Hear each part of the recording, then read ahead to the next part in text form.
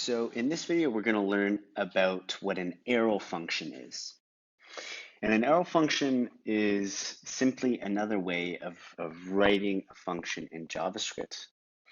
For most of what we're going to be concerned in terms of how we're going to use arrow functions, it's mainly just a different syntax that's more concise.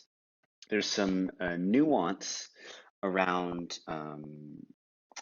a few of the details of using an arrow function versus using a normal function that I won't be covering in this video. But at the end or afterwards, I'll make sure to share a link to an article that explains that if you're interested in it. However, it's regarding a concept of this, which we haven't covered in any of the classes yet. I think it may be covered in the future, if at all. But it's not something we have to worry about in JavaScript 2. But we will familiarize ourselves with the syntax for now. So I have created just an empty index file. I've linked in my JavaScript here, and we'll create a div that says hello. We'll add a console.log to our index file for the JavaScript just to make sure everything's running as expected.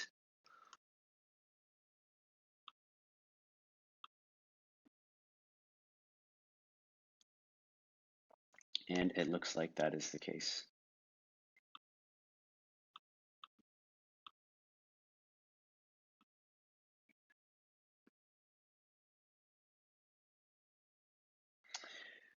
So I'll first start by just writing out a function to generate a random number.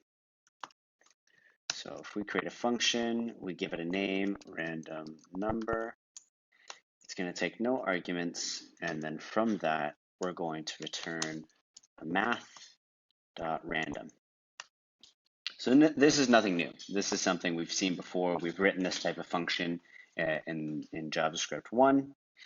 Now, if I were to rewrite this as an arrow function, it's going to look a little bit different. So I would go const. We can forego the function keyword with arrow functions. I'm going to call it random number arrow, and I'm going to set that equal to the actual arrow function here. So it's going to have the curly bracket still. This time we're going to do equals and then the right bracket for the arrow. We can add the curly brackets like we normally do with a regular function, and we can return all the same.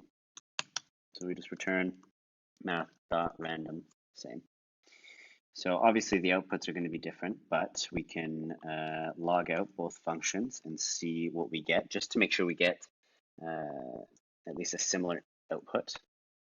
So we'll console.log random number, and then we'll also console.log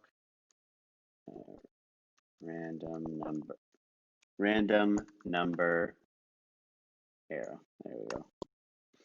So if we go back to the browser now and we look at the console, so they're both giving us random numbers. So this, it works as a function the exact same way, except it's a bit more concise. But if we actually look, I mean, if we make the names the same, it's almost using more characters. So it's not really clear yet how this is more concise, right? I'm going to put our arrow there again. Now with arrow functions are assuming a couple of things. So the first thing is the function keyword is assumed here. And we can also, in some cases, do what's called an implicit return. So if I'm going to copy this out here, and I'm going to delete this. Just paste this back here. So in arrow functions, if I'm only returning a value directly, I can omit the return statement and the curly brackets and just return the thing directly. So obviously this is now far more concise, and we get the same output. So in this case, the return is assumed, although it's generally referred to as an implicit return. Now let's say we wanted to add a parameter to our arrow function. So let's say we wanted to multiply math.random by a number. So let's say number, and we'll do number math.random times number. We'll do the same here. Number times number. So nothing out of the ordinary here. Just put a little space for clarity. Nothing we're not used to, except I'm doing something wrong. Oh, because I'm not actually passing a number. So 10. 10. Yeah, so the functions work exactly the same.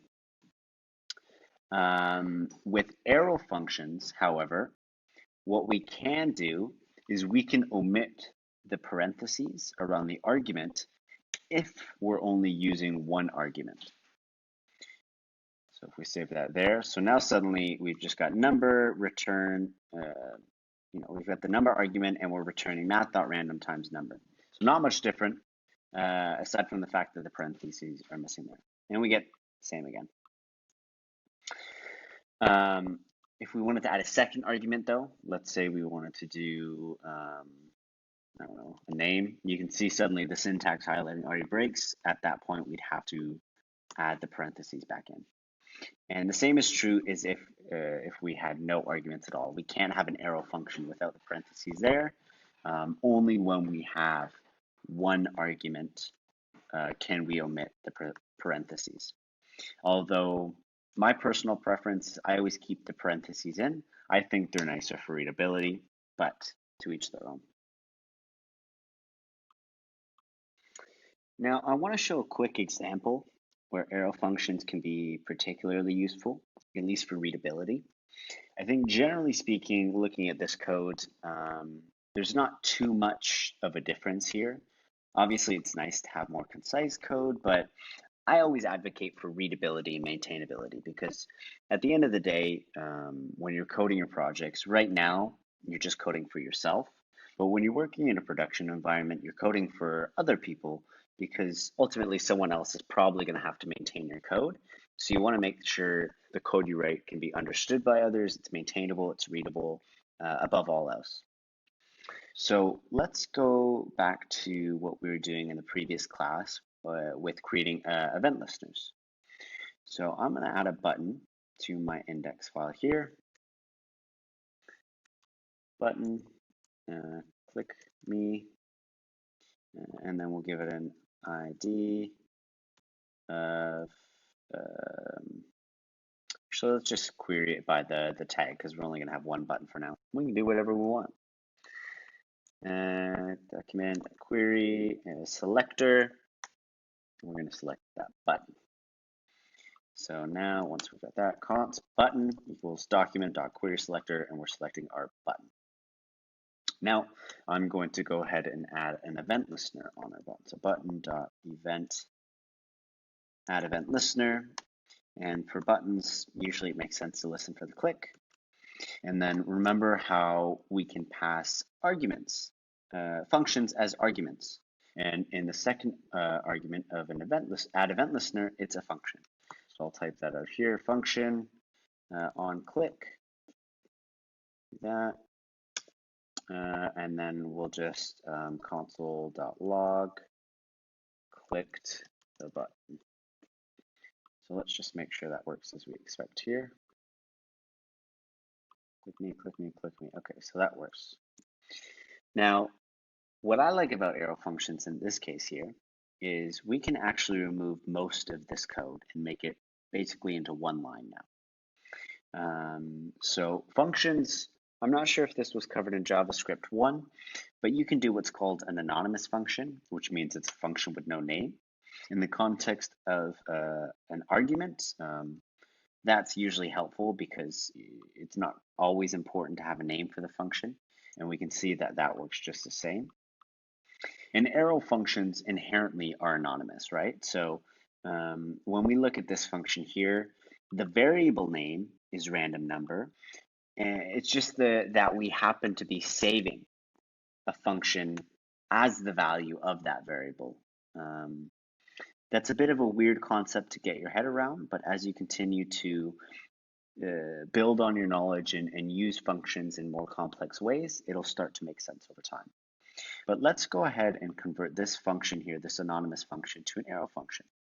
So I'm just going to go ahead and remove the keyword, put in my arrow, and then we can even remove our curly brackets here because we can do an implicit return. Even though we're not returning the console.log, we can still turn it into one line. So look at that. So that is super nice that we can put everything in one line. It's not functionally different for our example here, but the syntax in some cases is much cleaner. It gives us a way to write concise, readable code, and it looks kind of cool. I think so. In the following videos, we're going to learn about array methods, where we'll basically exclusively be using arrow functions. So I think in those examples, it'll be more clear how it becomes more readable to use an arrow function as opposed to using a normal function that we've been used to up until this point.